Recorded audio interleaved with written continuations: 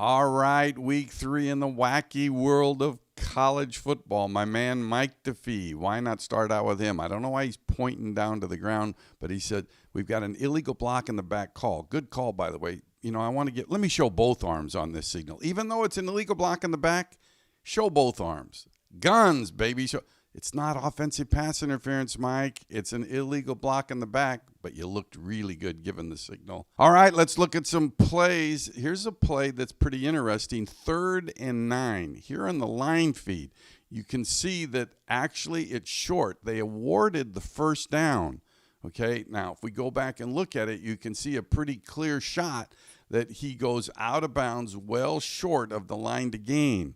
Now, we didn't stop this in replay. The coach had to actually challenge this play, and it was reversed to being short. But sometimes you got to look at this line feed first, because usually with a line to gain situation, this is the best shot. And you can see that he crosses the sideline with the ball in his left arm, well short of getting to that 23-yard line. There's a foot down even out of bounds. So I think we got to get this thing shut down. And again, if it was not first going to second or second going to third, this was third going to fourth. So we really want to get this shut down. We shouldn't have a reversal with the coach that has to challenge unless score is a big factor toward the end of the game. But get this one shut down. Roughing the kicker is called on this next play.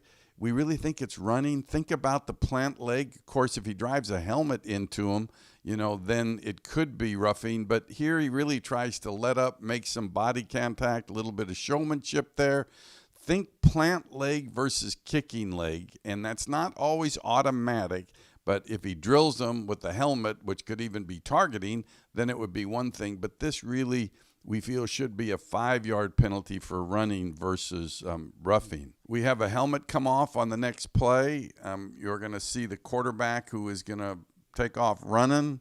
He's going to get hit legally, okay, and the helmet's going to pop off, okay, and you're going to actually see him put the helmet back on, but then go to the sideline because the clock stops. He's got to be replaced. His replacement's going to come in, but he comes back in because they use a timeout. So you can buy back a helmet off substitution. You can buy that back with a charged timeout, and he can come back in the game, which is what they did here. Now, you can't use a timeout to buy back an injured player. An injured player has to stay off for a play, but in the helmet off situation, you can buy that player back in with the timeout. Interesting replay here. I'd bet my bottom dollar that this is a touchdown. I would bet my bottom dollar based on that. And it's going to go to replay. It's ruled a fumble and a recovery by the defense. That's what it's ruled.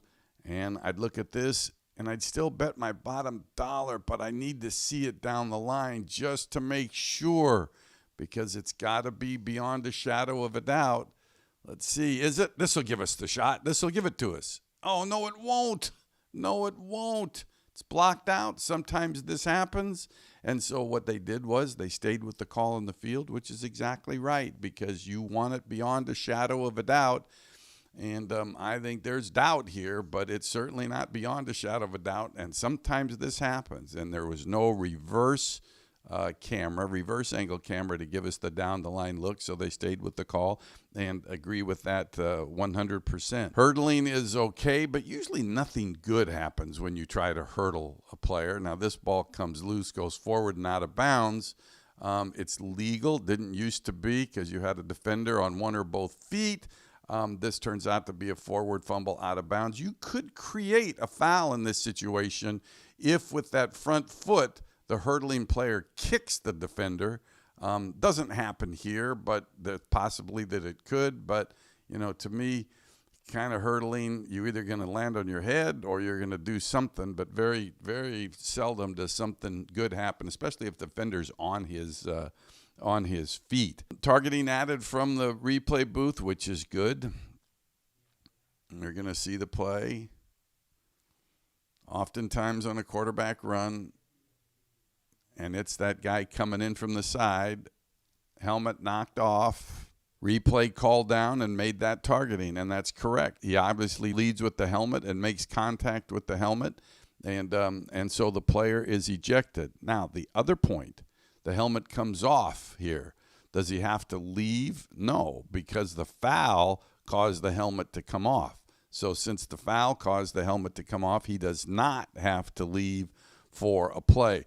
Now, if you shut it down for an injury and the foul created the injury, then I would say common sense, he goes off and then he's got to stay off for a play. But it would seem, but in normal situations, when the helmet comes off, it was a foul, which could be like a face mask or in this case, a targeting. He does not have to stay out for a play. Randy Cross, he's looking more and more like me. Look at the hair back, the dark glasses, Randy's a bigger guy, San Francisco 49er, one of my idols, and now he's looking more and more like me, which is not necessarily a compliment, Randy, I have to tell you. We're going to go to a low hit on the quarterback, roughing the passer. It's a good call. It's an interesting rule because, the rule does state that, it's roughing the passer for hit in the knee area or below with the quarterback who has one or both feet on the ground. And you certainly don't want to be technical here because it looks like he has probably 1 foot on the ground. But if he actually jumps and he's got both feet off the ground, then it's not a foul. And that makes sense because obviously the target area, if he's got both feet off the ground and up in the air, has changed. But this is a good call. Forcible contact to the knee area, and it's knee area. It can be above the knee. You're not going to be technical, and it's got a foot on the ground. That's a good, solid call, but an interesting rule. Punt return, I think that we all got to discuss this. Here is no fair catch signal given, and no signal given, period. So everybody stops as he did, and then he takes off running for a touchdown. We discuss this a lot, and we think we consider this giving yourself up, and that really at that point, the play should be shut down. That's our opinion, but you need to talk to we'll see how each conference handles this. You can see no signal of any kind was made, but he basically just stood there and stopped. And to me, that's declaring the play over, and I think for safety reasons, you're best to actually make that the play over, because if he stands there and then somebody comes up and drills him, then there's going to be an uproar about the hit and is it a safety concern. And I would hope that when they talk about this play during the week that they say if you make no attempt to advance, then you want to shut the play down and make it what it appears to be. Here's a play that was called on the field as a fumble and reversed to an incomplete pass, and I certainly agree with the reversal. I just would say that most of the time when the ball comes out on its own and it's at all close to the completion point, he probably never had total control. And I think that's the key when you look at it. Ball going out on its own without contact from a defender, you can be pretty sure that he never had control, and that was the case there. Now, if he runs 5 yards and then it comes out, that might be something different, but when it comes loose, it's usually trying to shift it from one hand to another, which is the case here, and you're pretty safe to rule incomplete pass, and it was a good reversal from a catch fumble to an incomplete pass. Targeting again added from replay. It's a good add. And I think replay has been really pretty consistent when it's come to targeting. I think the officials have done a pretty good job on that. Dean and I both agree, but that's leading with the helmet. And the crown is anything over the top of the face mask, anything above it, it goes all the way around, and that's the hit that they're trying to get out of the game as opposed to a wrap and tackle. A good job by replay to get involved in that. Let's see here. We're going to have something that just doesn't look right. And I think that this was a miss, and it's a double miss. So if we go back to the start of the play, you can only throw one forward pass on a down. So you're going to get one forward pass thrown to one side, and then he's going to run to the other side and throw a second forward pass. Mechanically for officials, a little bit tough because you've got two officials involved on each side of the field. But replay can get involved in this and should have been pretty quick to shut this down. It didn't get shut down. The play was allowed, and this is the type of miss that you hate to see officials make when it's such an obvious play. You can understand maybe the mechanical breakdown on the field, but replay must get this shut down. They can review whether there is a second forward pass. All right, we move on now to, let's see, a backwards, forwards, or backwards. And you want to watch release point. Okay, this was ruled forward and incomplete. And it's close. I mean, I think it's close enough. You leave it certainly there. But if this were indeed backwards, could replay get involved and turn it into a backward pass? And the answer is yes, but the play would be dead there. It would be dead right where it was recovered by the defensive team, because essentially by calling it incomplete, you kill the play. So if it's recovered immediately in the action, immediately after the play, the continuing action, then you can give it to the player that recovers, but you can't give it as an advance. So when you think about that, if they rule on the field that the pass is forward and incomplete, but it's backwards, you can give it to the recovering team if he recovers in the immediate action after the play, or you can turn it into a backward pass and put it at the spot where it went out of bounds. Those two elements there, you can change the call. But if the ball rolls and nobody on the field and nobody attempts to recover it, if it's not in the immediate action, then it stays as an incomplete forward pass. But just a reference play to think about by rule how replay can be involved. The old toe heel. Here's the old toe heel. Toe heel. Got the whole foot in. You got to get the whole foot in. If it's a natural stepping motion, if it's going backwards, it's toe heel. If it's going forward, it is heel toe. This is a catch. A little bit, maybe some movement of the ball. But movement of the ball means we know nothing. He's got to lose control of the ball, and he really maintained it that whole way anyways. Third base coach, Mike McCabe. Let's go. Is it a bunt and run or a hit and run or what? Let's give the signals to the batter. Yep. Okay. I think it was a hit and run. I can't tell if a hit and run. Mike McCabe, welcome to the referee ranks in the Pac-12. Ruling on the field is a touchdown. Not so quick. There's some smoke here because the ball was loose and you had a player near the end line, so you got to wait. The shot came up after the try. Ball's loose, player's touching out of bounds, hits his elbow. It's really a safety, not a touchdown. And this was confirmed pretty quickly, as we recall, watching the play. And you just have to think of smoke and let the network give as many replays as you can before you confirm it, on a scoring play. This is not good. What do we got here? This just doesn't look right. We know what the old substitution, if the offense substitutes, the defense gets a chance to match up, but this just, the guy said, oh my God, I'm going to see this on camera. Oh, let's see, where's he come from? How's this happen? Old gray shoes, by the way, Don Capron, that going to come in the picture, but you don't see his gray shoes.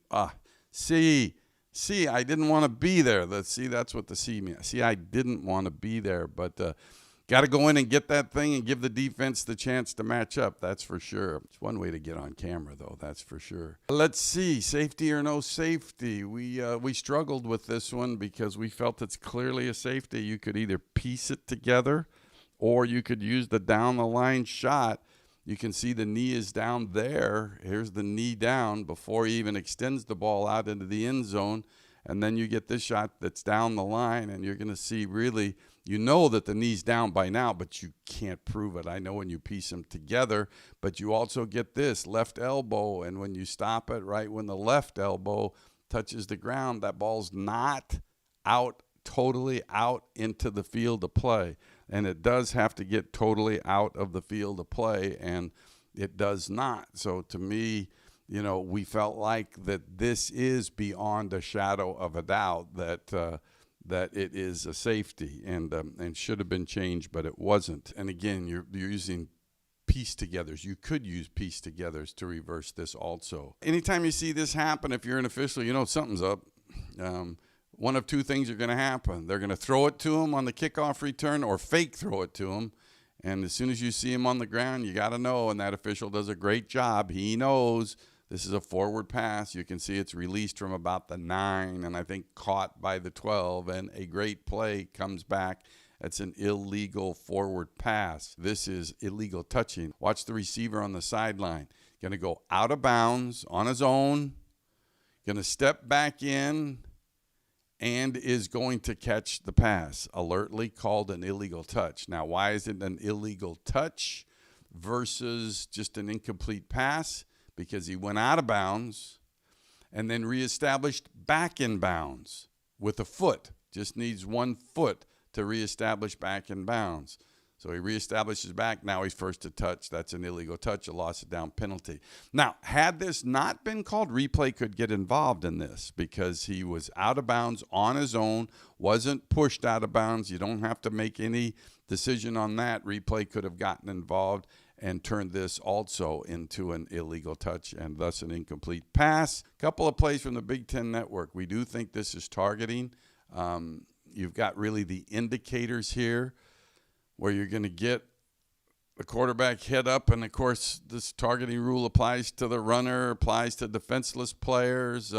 We all know the difference in the 9-1-3 rule. We see him, but this to me is targeting the player. The quarterback is going to break down. We know the play is over when he starts to break down. He's defenseless, and he takes a shot with the helmet and the shoulder possibly to the head area, and this is a play that we're pretty confident they want targeting called on it. It was not called. A personal foul was called, but targeting wasn't, and replay didn't get involved. But to us, it is targeting based on the question that was asked. Last play. This one's unusual. Watch the center here. Man, called personal foul. The rule states that the center can't be hit for a second after the ball is snapped. I like this call.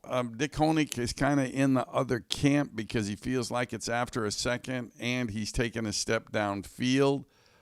But I think it's awfully close to a second, and I just don't think that they want this play in the game. I mean, there's no chance that he has to protect himself. He's not going to see that hit coming.